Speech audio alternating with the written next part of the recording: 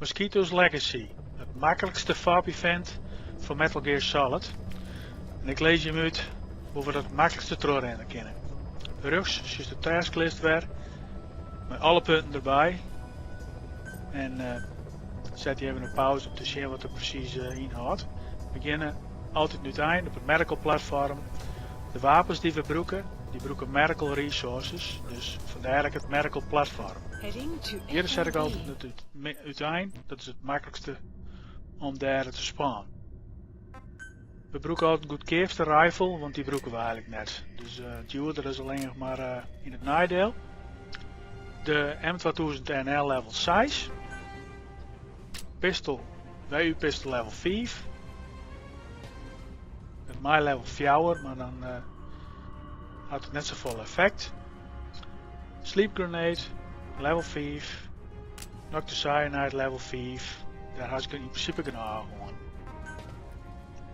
Fulton device. Dat is het allergoedkeefste, want Fulton gebruiken we echt net. Personage maakt deze keer niks uit, dus zie je een leuke manier uit voor jezelf. En dan zetten we het eind. Ik pak altijd eerst eventjes de kijker om te zien wat er achter het allerlaatste platform gebeurt. Dat maakt het makkelijker van waar iedereen zit. Op een gegeven moment dan had het zo vaak niet wist ongeveer waar iedereen zit, maar in het begin is het wel even makkelijk om te weten waar diezelfde op het allerlaatste platform zitten. Hiervoor maakt het net zoveel uit, want er binnen maar 6 man en dat is gauw genoeg in de gaten bij die 6 binnen. Het laatste platform, daar rennen 8 man op.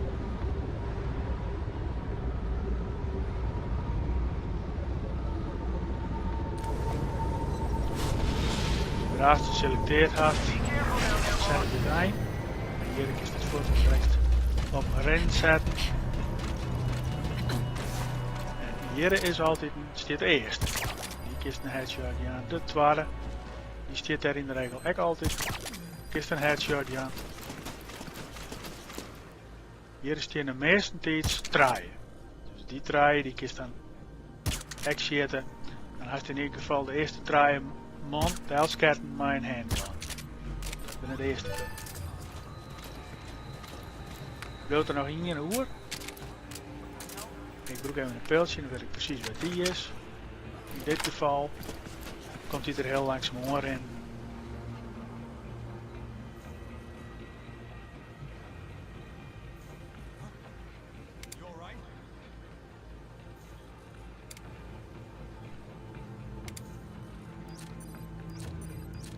Dat is nummer 6.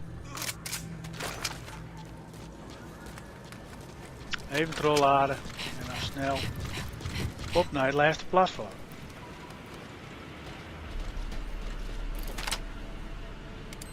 Hier rennen 8 man op. Dat is de zomende en maar de 8e had weer een achievement. En dan was nog even in een headshot ja. Let deze nog correct achter het pijltje staan blijven. Maar daar is het al. Het 8e headshot, de 8e man en het headshot erbij. Dus ik weer een achievement. Dus in principe had het nog alle achievements en dan was het nog binnen 4 minuten was het heilig. En dat is al makkelijk te doen als het gewoon rustig en beheerst doet. Dan had je die 4 minuten als meer en nog. Ik schakel hier gewoon zo volle mogelijk mensen uit. Want als ze die shirt dan halen ze die achievements natuurlijk ook weer net. Dus ik broek even een peeltje en wat er nog hoer is, dan smiet ik even een granaat heen. Een level 4 granaten, daar had ik genoeg gewoon.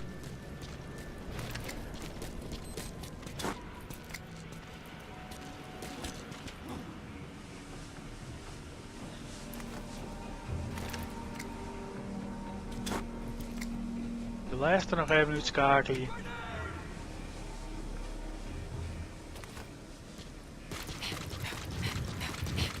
Iedereen is uitschakelen.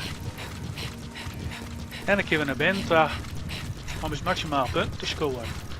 Dit event is heel makkelijk. Het houdt in dat het echt net volle punten helst. Iets van 11.380. En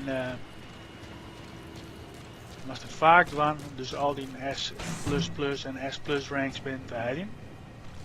Maar als dit zien hoe is het ongeveer in 3 of 4 minuutjes zit Infiltration successful. Tot zover deze video. Veel plezier ermee.